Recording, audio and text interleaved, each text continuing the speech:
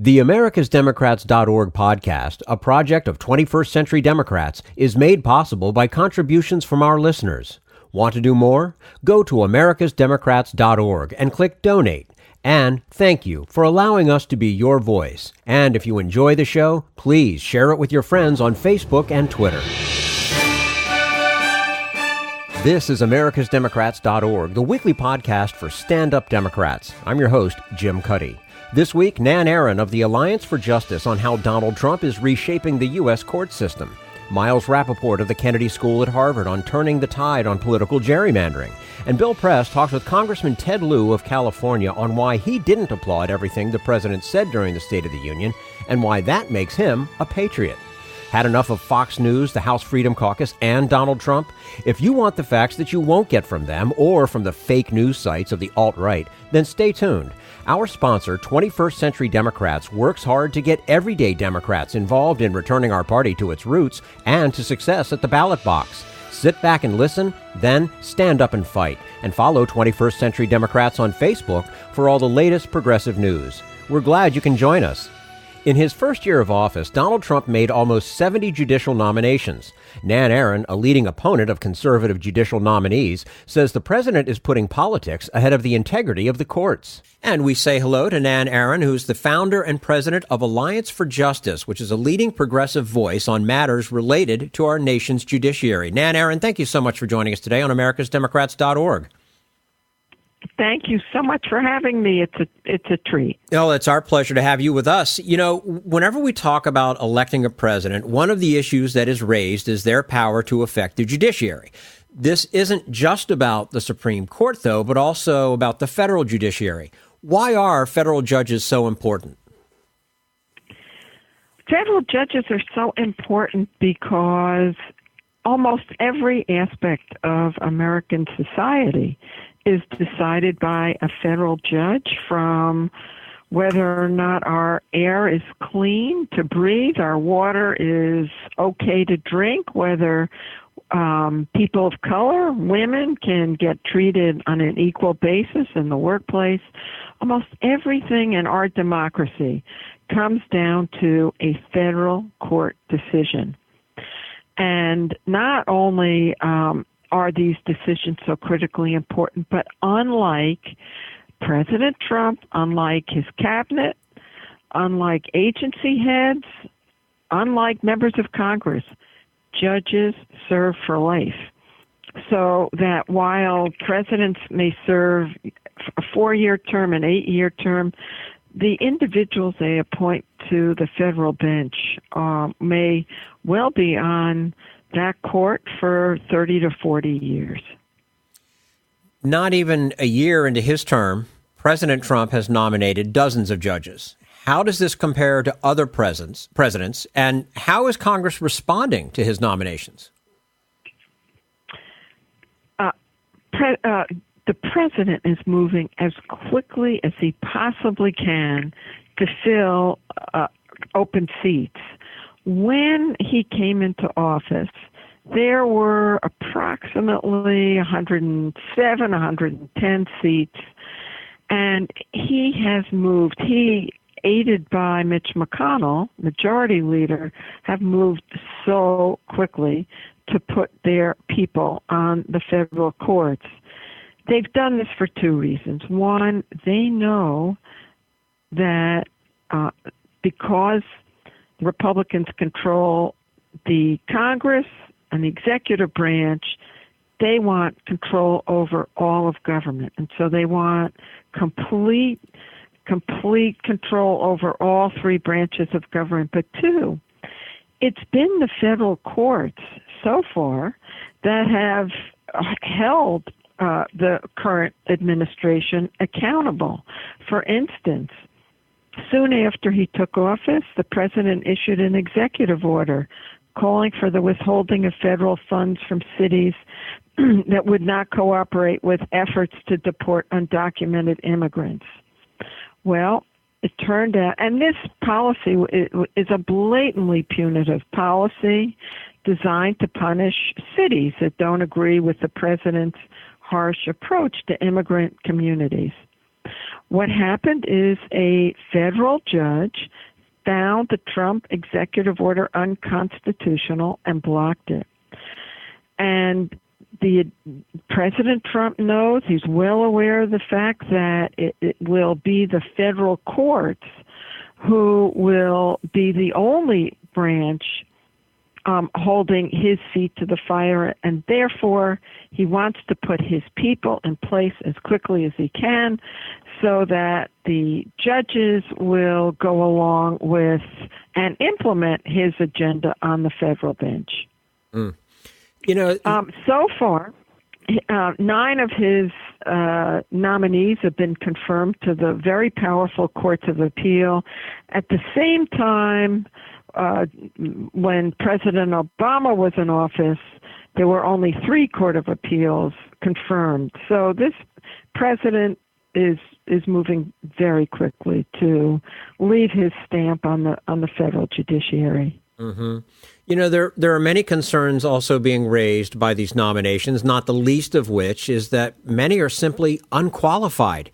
Who decides if a judge is qualified, and why would a president want an unqualified judge? This president wants an unqualified judge because with almost every nominee sent by the White House to the Senate, you see that nominee after nominee's chief quality is that he or she is a party loyalist. The current administration is looking specifically for people who will turn the clock back on our civil rights, women's rights, LGBTQ rights, and curtail the role of Congress and agencies in protecting our air, water, and consumer rights. So this administration puts politics ahead of quality. And we have now seen the ABA, and this is unprecedented, find 4 of his nominees unqualified. Most notably is a lawyer named Brett Talley, who has all of 3 years of legal experience, never filed a motion or tried a case, and every member of the ABA Committee on the Federal Judiciary found that he was not qualified. He's currently being considered for a district court, and when you look at Talley's record, you find that he is completely in sync with the administration's agenda on guns, abortion, civil rights. So clearly they're appointing people who they think once they are confirmed to a lifetime tenure on the federal bench will do exactly what the president wants them to do, which is curtail our rights and liberties. Mm. We're speaking with Nan Aron, who's the founder and president of Alliance for Justice, which is a leading progressive voice on matters related to our nation's judiciary. Nan, your organization provides a very essential service in the form of judicial nominee reports. What are you looking for in a nominee, and who are some of the nominees, I think you just mentioned one, that you're particularly concerned about? We look at a number of different aspects in an individual's background. First, we're reviewing a person's, if they've been on the federal bench or state court bench, their opinions, writings, speeches, work they may have done as a lawyer. Is this an individual who has devoted some of his or her time to doing pro bono work? But first and foremost, we look at their record in the law. We are we have very exacting standards in terms of looking to see if someone has an excellent record in the law. We look at an individual's judgment, but that's not the end of the inquiry. We also look at what we refer to as their temperament.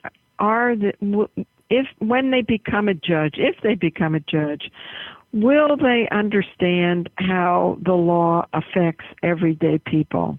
Can they put themselves in the shoes of a litigant? Are they able to hear the facts in the case, rule fairly, independently, objectively? These are all the different kinds of factors that we take into account in reviewing a individual's record and assessing whether or not they'd be a good judge. And I would just say, unfortunately, while many seem to be fine lawyers, they are all being selected not because of their records in the law, but most importantly because they share Donald Trump's ideology on a range of issues. And another concern, big concern, is that President Trump is reshaping the federal judiciary in favor of white and ideologically conservative men. I find this very troubling, and it doesn't seem to be getting the media coverage it deserves. Well, it's his record is so different from that of his predecessor, Barack Obama, who went out of his way to select highly qualified people of color and women and put a large number of wonderful judges on the federal bench. Donald Trump's record seems to be one of appointing white and ideologically conservative men almost exclusively. I think he's put one African American and one Latino on the federal bench.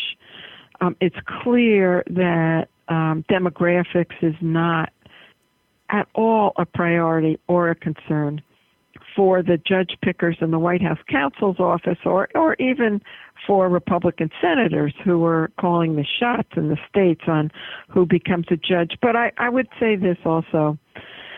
We look much more closely at philosophy at this point, and philosophy more than demographics, because the concern stems from the fact that so many of these individuals are really on the right-wing fringes of the law at this point. So, well, it's a problem. Yeah, and I just don't. I mean, it's amazing to me that here we are in the 21st century, and yet it sure feels like we're going backwards socially in a lot of ways. And another big concern is the role of the Federalist Society in influencing Donald Trump's choices. Who are they, and what is alarming about their influence? Donald Trump has decided to outsource the selection of federal judges to two organizations, Heritage Action and the Federal Society. Outsourcing the selection is unprecedented. Having been deeply involved in this issue for many decades, this is the first time I've ever seen two organizations on the right really take the lead, identify and recruit candidates. But I should say for years, the Federal Society has served as the pipeline to the federal bench. They seek out ultra-conservative lawyers. They recruit them, they interview them, they invite them to their conferences, they invite them to speak at their conferences. And by and large, the nominees selected by the Federal Society are very much in sync with those that Donald Trump would choose, namely individuals who are avid opponents of reproductive rights, LGBTQ rights, in favor of expansive corporate power over individuals, and I'd say most importantly and distressingly, Federal society really does not have the public interest in mind. It's much more concerned with selecting extreme right candidates than it is to select candidates who, again, have excellent records in the law and would be fair and open-minded. You have to assume that there are thousands of Republican lawyers in this country who would be very good judges. Those aren't the people being tapped by the Federal Society for lifetime tenured positions on the federal courts. Nan Aron, founder and president of Alliance for Justice, a leading progressive voice on matters related to our nation's judiciary, joining us today on americasdemocrats.org. Nan, thank you so much for your time. We do look forward to having you back again with us soon. My pleasure. Thank you so much for asking me. You're quite welcome. And this is americasdemocrats.org, the weekly podcast for stand-up Democrats.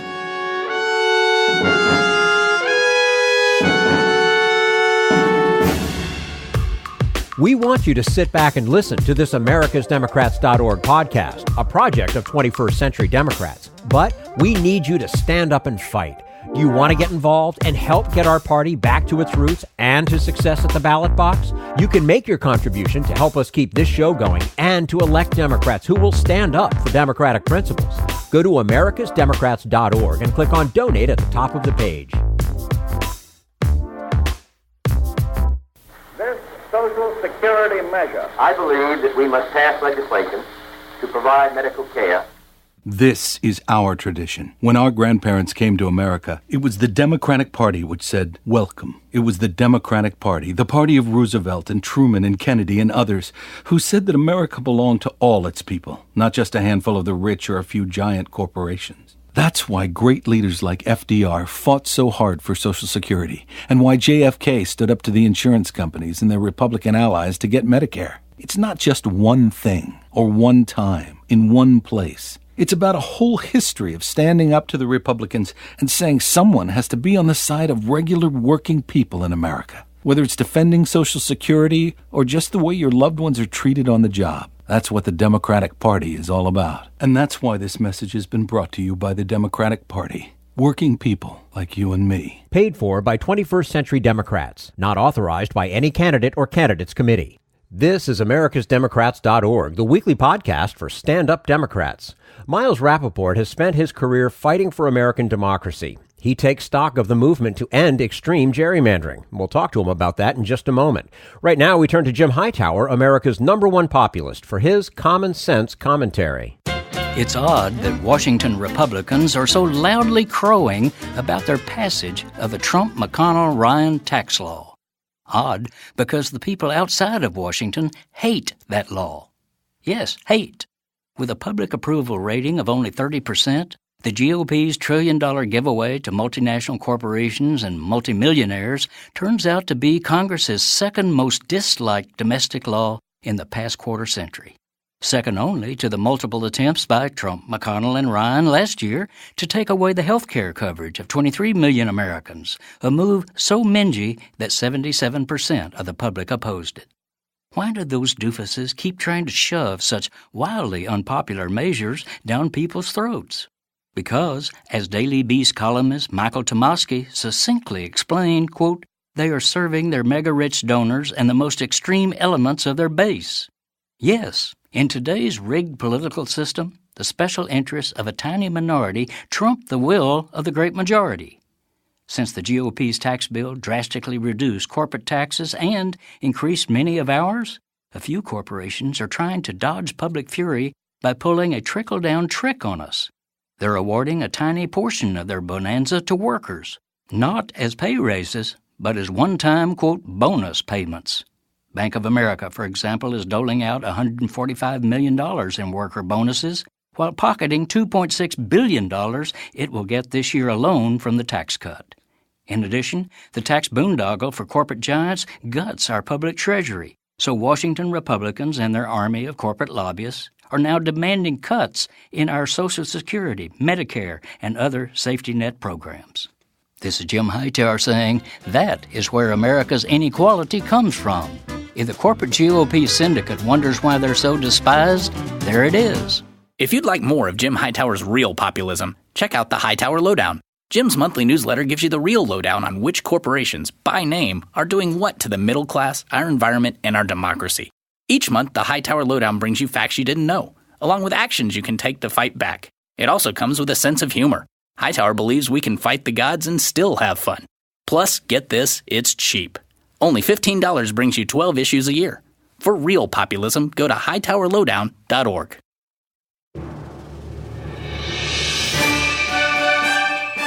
This is americasdemocrats.org, the weekly podcast for stand-up Democrats. Across the country, citizens and legislators are taking a stand against unfair redistricting maps, and Miles Rapoport says the outlook is bright. And we say hello to Miles Rapoport, longtime democracy advocate who served as Secretary of State in Connecticut and president of both Demos and Common Cause. He is the senior practice fellow in American democracy at the Ash Center of the Kennedy School at Harvard and a member of the board of the American Prospect. Miles Rapoport, thank you so much for joining us today on americasdemocrats.org. Thanks, Jim. Glad to be with you. And it's our pleasure to have you with us as well.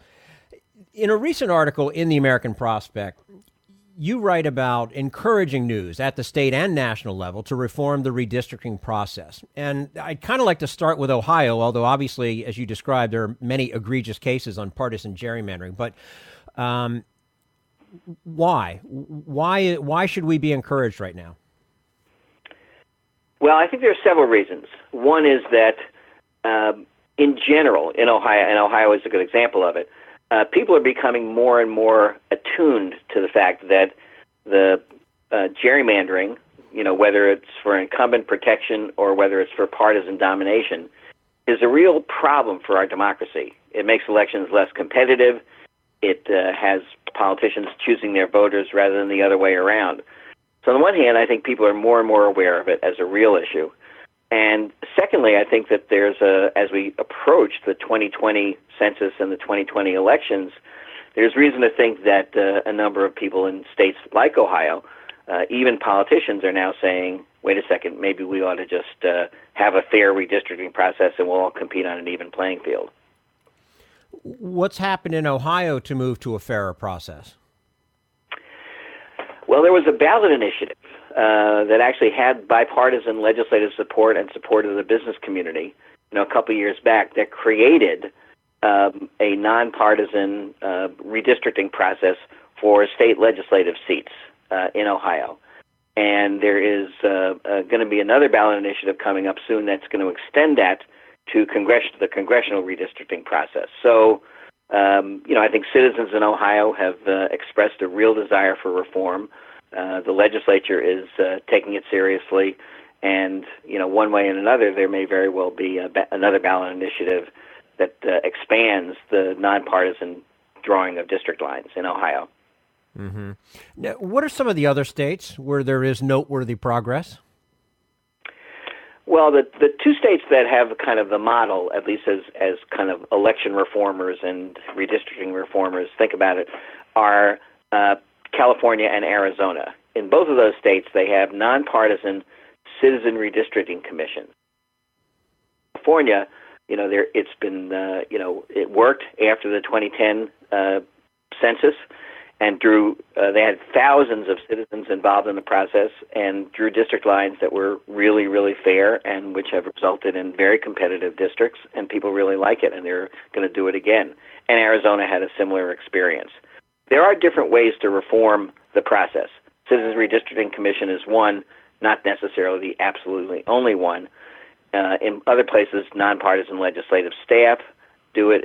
In other places, there are commissions, that are appointed by the legislature, but in a balanced way.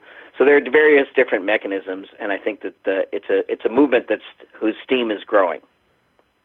We're speaking with Miles Rapoport, longtime democracy advocate, served as Secretary of State in Connecticut, president of both Demos and Common Cause. He's a senior practice fellow in American democracy at the Ash Center of the Kennedy School at Harvard, and a member of the board of the American Prospect. Miles, there's also an effort at the national level, such as the National Democratic Redistricting Committee. What is their role in this movement? Well, let me take a half a step back, not to sound completely like Pollyanna. I mean, the truth is we have had a miserable set of redistricting outcomes after the 2010 kind of Tea Party wave, where in a number of states, mainly Republican states, although people have complained about the districting process in Maryland, they have drawn district lines where the congressional delegations and the state legislative delegations are way out of whack from the party preferences as expressed by the voters. So in North Carolina, Pennsylvania, Florida, Michigan, Ohio, in all of those places, they're very, very unbalanced and almost all in favor of the Republicans. So we're starting from a situation where, we've had a real problem in the past. So, but turning around, I think the National Democratic Redistricting Committee and others, whether from a partisan perspective or a nonpartisan perspective, have said, wait a second, we've got to reverse that process. We've got to get, back to a fair redistricting process. So what I have seen from Attorney General Holder and Kelly Ward, who's the executive director of the NDRC, is a real commitment to, both, in legislative races, try to make some changes from their point of view in a democratic direction, but also to support fair redistricting reforms. And I think that's all to the good. Mm-hmm. Now, of course, we do have to talk about the Supreme Court. Oral arguments have been heard in Gill versus Whitford. Remind us of what's at stake in this case. Well, Wisconsin, it's a Wisconsin case where, again, just as I said in the other states, the legislative districts were drawn, as a very sharp partisan gerrymander, which has guaranteed Wisconsin kind of supermajorities in their legislature, which the Republicans have used to tremendously ill effect. They have argued that there's no Supreme Court or court ruling that bans partisan gerrymandering. Racial gerrymandering is, in fact, clearly unconstitutional, and there are many court cases. But what Wisconsin said is that it's not a racial gerrymandering, it's a partisan gerrymandering, and that's okay. Courts in Wisconsin, including federal courts in Wisconsin, have ruled that, in fact, it is an unconstitutional gerrymander, and it's now being heard by it has already been heard by the Supreme Court. The case is Gill v. Whitford. The Supreme Court has now joined a Maryland case to it, so we expect that there will be a decision in June or July from the Supreme Court that hopefully will set some real guidelines on what is an impermissible partisan gerrymander from either side. So I guess ideally this kind of gets the ball rolling for other states? Yeah, if the Supreme Court rules that there are limits, guardrails is the term of art that they've been using, to what partisan gerrymandering can do in terms of how far it deviates from what a district process that equally reflected, the percentage vote of the different parties, then I think states will be forced when it comes 2021 to use a much fairer process, even where their legislatures are drawing it. But I also think it will give momentum to the reform efforts to create nonpartisan redistricting procedures in states and procedures that are transparent and that allow people to be involved in the process. It's been, in many cases, a very, very secretive, partisan legislators and scientists in the dark room in the basement drawing the maps to the maximum political advantage. This is clearly an issue where some sunlight ought to prevail. Mm-hmm. And what people, I think, need to understand is that in the end, if you get rid of these ridiculous gerrymandering tactics, it's better for everybody, for all the citizens, and that's really what it's supposed to all be about. So is there reason for optimism in how the court may decide on Gill v. Whitford? I think there is, and I want to emphasize I think you just made a very good point, by the way, which is this is not about just being fair to the different parties and partisans. This is really about being fair to voters. Voters need to feel that their vote will be recorded and have impact, in ways that are equal to other voters. And if people live in districts that are gerrymandered so that only one party can possibly win, I think that discourages people from voting. So you're absolutely right that the voters are the real beneficiaries of this. In terms of the Supreme Court, I do think that there is some reason for optimism. Justice Kennedy is generally considered to be the swing vote here. He has said in the past, in other cases where the court declined to create any kind of a standard, that he would be open to a standard if someone could show him, a standard that was mathematically and, uniformly applicable. And what's happened in the last, 5 or 10 years is that the math and the computer algorithms and the digital technologies have advanced to the point where there are much more clear ways, different measures that people have, the efficiency gap, the random, outlier mechanism. But I think that there's enough clear backup here for Justice Kennedy, and then therefore a majority of the court to decide that yes, this is time to set some standards. So I think people are a little bit hopeful, but you can never predict the Supreme Court. Certainly not. We're speaking with Miles Rapoport, Senior Practice Fellow in American Democracy at the Ash Center of the Kennedy School at Harvard and member of the board of the American Prospect. How important, Miles, is the role of grassroots organizers in pushing for redistricting reform? I think it's tremendously important. The California case in point is illustrative in that it was actually a number of organizations, including Common Cause, where I used to be the president, that really pushed for a nonpartisan process. And, it didn't succeed in the legislature, and finally they collected signatures, put it on the ballot, and it succeeded. And I think, again, you saw that in Ohio as well. So I think that, the pressure from citizens, both on legislators as they think about what the process should be and how the district should be drawn, and potentially in ballot initiatives in states, I think the role of grassroots citizens is really, really important. I'll tell you something else that's, I think, really interesting now, which is, the 2018 elections and the 2020 elections are tremendously unpredictable. People are talking about it. It may very well be a Democratic wave. Hard to predict it. But if you were a sitting legislator now in, let's say, North Carolina or Pennsylvania, and you're thinking, who knows what's going to happen in 2018 and 2020? We're the Republicans and we're in the majority now, but who knows if we will be? I think it behooves legislators from both parties to say, okay, rather than roll the dice and say whether we're going to control and beat the heck out of you guys or you're going to control and beat the heck out of us, why not put a fair districting process in place and we'll all compete on an even playing field? And I think that idea has the potential to gain some real currency in these uncertain times. Mm-hmm. Now, in the article that we referenced before, you point to what some may see as unlikely allies from the business community and from Republicans. But should we be surprised?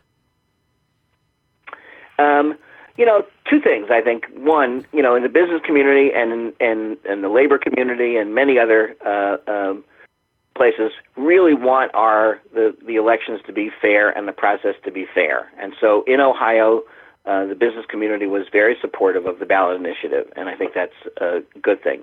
I think there are a number of Republicans who are now saying, enough is enough. Let's not, our politics are becoming so polarized and so dysfunctional that it's time to take a step back from the kind of winner-take-all wars that we're involved in now. And so you do see in a number of the states where some Republican legislators have said, no, let's do a fair redistricting process. And I think that will be increased by the possibilities of the 2018 and 2020 elections. So I'm hopeful overall that, having this issue, the issue of partisan gerrymandering, the issue of, parties using the redistricting process as a club to kind of beat the other parties into non-existence, I think the people are really kind of fed up with it, and I think the momentum for reform is growing. The Supreme Court could be extremely helpful, but even without the Supreme Court, I think that there is a real momentum for reform. So it's certainly something that we at the Kennedy School are going to be looking to encourage and promote and help to connect. But I think there's a real chance that between now and the 2021 redistricting process, so it's only 3 years away now, we could see some real changes. Okay. Miles Rapoport, longtime democracy advocate who served as Secretary of State in Connecticut and president of both Demos and Common Cause. Currently the Senior Practice Fellow in American Democracy at the Ash Center of the Kennedy School at Harvard and a member of the board of the American Prospect, joining us today on americasdemocrats.org. Miles, we appreciate your time with us today and do look forward to having you back again with us soon. All right. Thanks a lot. Be glad to. Very good. Thank you. And this is americasdemocrats.org, the weekly podcast for stand-up Democrats.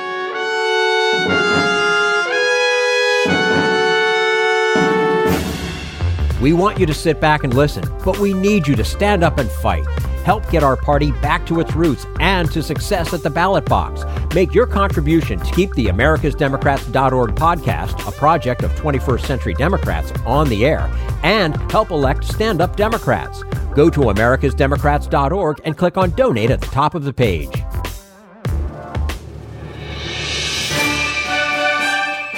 This is americasdemocrats.org, the weekly podcast for stand-up Democrats. And now Bill Press talks with California Congressman Ted Lieu.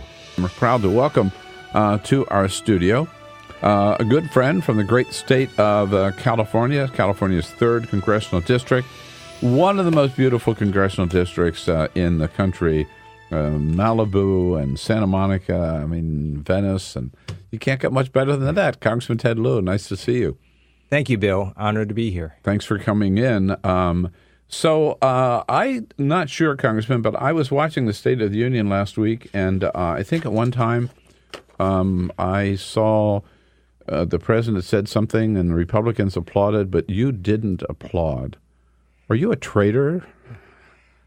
I am not. Sometimes I applauded if he made a good point, and if he made a stupid point, I didn't applaud. And that's what makes America great. I served on active duty in the U.S. military because I love our country.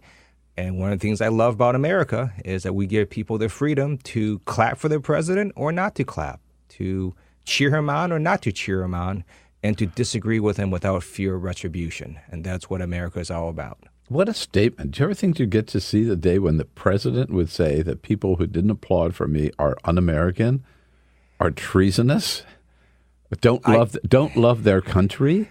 Well, I think what the president doesn't understand is that if we don't love him, somehow we don't love America. It's actually quite the opposite. Yeah, right. I was saying yesterday, it's like that old Louis XIV, I am the state, right? He equates himself with yes, he does. And one of the things you see him do is he tries to do things basically to pump up his own ego. So he's mad that he didn't get enough cheering at the State of the Union. Now he wants this big military parade basically to stroke his ego. It is an expensive endeavor, and it's just really stupid. There are a lot more things we can do with that money rather than to have a big parade in Washington, D.C. Yeah, this is not who – okay, it's having served in the active military – this is not something we do, right? That we have to show off our military might the way Vladimir Putin does or Kim Jong-un does. That's correct. And actually, one of the reasons we would do a parade in the military is for a change of command ceremony. So if we're talking about changing, who is commander-in-chief. Yeah, I could support that parade. But to have this kind of parade, which reminds you of North Korea and Russia, that doesn't make a lot of sense. It's wasteful. And if Donald Trump really wants to honor our troops, there are lots of things he could do that would be much more useful, such as coming up with a coherent strategy for North Korea, nominating an ambassador to South Korea, coming up with a strategy for Afghanistan. We've been there 16 years. Why are we still there? Coming up with a strategy for Syria. He hasn't done any of that, and yet he's putting our men and women at risk. Well, and this comes in the wake of yesterday, the House, basically on a partisan line vote, passing a short-term spending bill they sent over to the Senate, which boosts military spending, but keeps domestic spending at the same level. I guess my question is, how much money does the Pentagon need, right? It's like there's never enough money to the Pentagon. Republicans always want to give more money to the Pentagon, more money, more money. What's going on? What's the purpose? What is remarkable about what I've seen in the last year and a half is every Republican deficit hawk went away. There's no more of them. And right. so they flew the nest, huh? They flew the nest, and they keep passing these bills that explode the deficit and add huge amounts to our federal debt, from this GOP tax scam bill now to this short-term CR that does have a one-year sort of increase for the military, but not for much else. The U.S. Senate, I believe, is going to reject that and give it back to the House, because if we're going to increase military spending, we need to increase the other parts of our national security, such as education spending, health and welfare. Keep in mind, a third of our national security is in defense spending, such as veterans, Department of Homeland Security, or State Department. Republicans don't fund any of that adequately. We have had, Congressman, this week, last week, I guess, bleeding into this week, the war of the memos. Now, you sit on House Judiciary Committee. You share some jurisdiction over FISA, I guess, right? Yes. This has been mainly the House Intelligence Committee, but the rest of the House has gotten involved in it. With the release of the Republican memo. You've read that memo? What does it tell you? Does it validate everything Donald Trump said about the Robert Mueller investigation? Not at all. And the reason you know that is even Republicans are saying it doesn't discredit the Mueller investigation. So Republican chair of the House Oversight Committee, Trey Gowdy, was very clear. He said nothing in this Nunes memo discredits Special Counsel Mueller's investigation. And that's correct. If you read the memo, it's about 3.5 pages. It's one big nothing burger. It doesn't say really anything that hasn't already been publicly reported. Its central claim is basically that the FBI did not disclose enough information about the Christopher Steele dossier to the FISA court judge. Democratic memo is going to rebut every claim in the Nunes memo and show that appropriate disclosures were made. And more than that, that there was overwhelming evidence to execute a surveillance warrant on former Trump official Carter Page. And I think it's very important that the Democratic memo gets released. It's interesting. Carter Page is somebody that won't stop talking to the media. Yesterday, he was on with yesterday morning with George Stephanopoulos, and he made a claim I find hard to believe, Congressman. Here he is. He says he has never had any communication at all with Donald Trump. Here he is. I never spoke with him since. I never spoke with him any time in my life. You've never spoken to Donald Trump in your life? Nope. No email, no text, nothing like that? Never. That's pretty definitive. I mean, that's awfully definitive. It's kind of hard to believe, but he was, we know, out there presenting himself as an emissary of Donald Trump and meeting with Russian officials, right? That's the point. Well, let's first of all take a step back. Multiple former Trump campaign officials have lied about their contacts with the Russians and their contacts with other individuals. Good point. Yes. So it's up to you whether you want to believe Carter Page or not. Now, keep in mind the public reporting is that earlier he was an informal advisor to the Kremlin. This is a person for which really there was just overwhelming evidence to execute a surveillance warrant on him. And the Democratic memo is going to show that. But more than that, even as we sit here now, through all this noise, everything the Republicans have done to try to mislead and spin, they cannot say that the relevant parts of the Steele dossier are false. They can't say that. And to this day, they still don't. So I'm not even sure what the big deal is because they can't even really back up their central claim.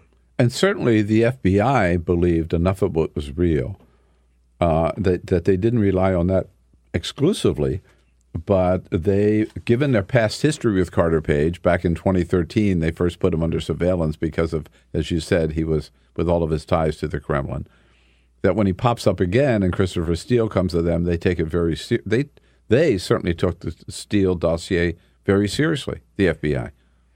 They did, but keep in mind, even the Nunes memo says that the FBI started their investigation before that. Totally. So the FBI investigation into Trump and Russia had nothing to do with the Steele dossier. It had already started back, it was George Papadopoulos that triggered it. Right. Based on a Nunes memo, that is correct. So that memo now is out there, and as you pointed out, even Trey Gowdy, who helped write it, comes out and says, no, this doesn't derail Robert Mueller. It doesn't discredit him. It doesn't mean the investigation should cease. It's not just a political partisan witch hunt. Now there's the Democratic memo. Have you had a chance to read that? I have. I've read it multiple times. And keep in mind, the Judiciary Committee, not only do we have jurisdiction over FISA, we also have jurisdiction over the FBI and the Department of Justice as well. Okay. So what does the Democratic memo tell us? Can you tell us what it tells us? When it gets released and people read through it, there's at least three conclusions anyone who's rational will come to. One is that Chairman Devin Nunes and Donald Trump are intentionally trying to mislead the American public. Second, there was overwhelming evidence to execute a surveillance warrant on Carter Page. And third, you're going to be proud of the actions of the FBI and the Department of Justice. They did nothing wrong in this case. What do you, as someone who has oversight of the Department of Justice, what is your take on what you'd have to say is Donald Trump's war on the FBI and the Department of Justice, by the way, backed up by a lot of so-called law and order Republicans, who suddenly now are trying to undermine, impugn the integrity of both the FBI and the Department of Justice? That is what is deeply disappointing to me. So I talked to various Republicans, and there are some who are true believers, who truly believe that the FBI is some hotbed of liberalism and that Uranium One is actually a scandal. They really believe that. But many Republicans do not. And yet they continue to enable Donald Trump's attacks on our institutions, whether it's on the judiciary or the free press, and now the FBI. And that, to me, is cowardly and deeply disturbing. And if you really look at the leadership of the special counsel's investigation, it's three people. We have Deputy Attorney General Rod Rosenstein, a Republican appointed twice by Republican presidents. We have Special Counsel Robert Mueller, a Republican who served in Vietnam. He was a war hero. He got the Bronze Star with valor. And then we have FBI Director Christopher Wray, a Republican who, oh, by the way, gave over $39,000 exclusively to Republican candidates. That is the leadership of this investigation. 3 Republicans investigating a Republican president. And 2 of them appointed by Donald Trump. Correct. And to somehow say that they are Democratic stooges is, first of all, factually false. It's also ludicrous. What I find, Congressman, is the one person that one would think would be out there defending the Department of Justice and the FBI would be the Attorney General of the United States. I don't, as you know, think very much of the Attorney General of the United States. So it doesn't surprise me that he is not defending his department, and I think history will not be kind to him. Yeah, and there's a good reason that he's not, I guess, right? Because he's worried about his own job. Is that how you read it? Yes, I think he's scared of Donald Trump. That's how I read it. Right. Will the president release the Democratic memo? What do you think? I hope he does. Let's say he doesn't. What does that tell you? What is he trying to hide? I think it would be remarkably damaging to the presidency if he were to not release it and to not let the American public see the truth. But you also say it would be damaging to his case if the American people reads it, perhaps at any rate, if they read it. Yes, he actually does lose either way. Having read both memos, some people say, oh, Donald Trump and the Republicans are playing some sort of 12-dimensional chess. No, they're not even playing checkers, because it's very clear to me that it would have been far better for them to have no memos released than to have both memos released. Yeah. I want to come back. You used a word that I think is so key in this whole debate, which is in talking about some of your Republican colleagues in Congress, enable. That's what they really are, aren't they? I mean, they cannot distance themselves with Donald Trump when they either support some of his outrageous claims or just stay silent. That is correct. And there was a really good op-ed by a Republican, Mr. Gerson, in the Washington Post that talked exactly about this cowardly behavior. But keep in mind, there are some Republicans that are standing up to Donald Trump. They are also retiring. That tells you a lot. Yeah, it does, right. Bob Corker on occasion. Yes. Jeff Flake, right. Correct. They're both retiring. Yeah. Elena Ross-Layton, Congresswoman out of Florida, she's retiring. Charlie Dent out of Pennsylvania, every now and then makes some statements against Donald Trump. He's retiring. And so that tells you something. I got to tell you, if the cost of criticizing Donald Trump is to give up your job, it's probably worth it. Like, it's got to be pretty satisfying. Yeah, just to give him credit and recognition, Senator Jeff Flake actually went to the floor of the Senate yesterday to talk about this comment where we started, that if you were a Democrat on the floor during the State of the Union and were not applauding and jumping up and down at every line, that you were somehow guilty of treason. Here's Senator Flake.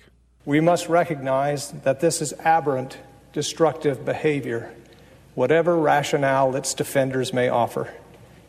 and we must never shrink from opposing it. Yeah. Well said. Yes, I commend Senator Flake for saying what he said. And one of the disturbing things about Donald Trump is he attacks any institution, any person that doesn't agree with him. Mm-hmm. And so that is corrosive to our democracy. There are Republicans that I don't agree with, but I don't impugn their motives. I don't believe they're treasonous or that they're evil. They have different views than I do. But to sort of impugn the motives of people who are serving in Congress, trying to do the best for their districts, is just wrong and something a president should not be doing. It has been a tradition, I don't have to tell you, but as long as I've been involved in politics, it's always been a tradition that you believe that people on both sides of the aisle, we all love our country, and we're just trying to decide how we can move forward to make this an even better country. It may differ on means or something, but our goal is kind of always the same, and we start from the same place. This is a different kind of politics today, where Donald Trump is saying, no, if you don't agree with me, basically, you're the enemy, right? The other side. Yes, and it's actually worse than that. He is now threatening to do a government shutdown because he doesn't get his way. And keep in mind, the president is the leader of the federal government. If the government shuts down, it means he failed.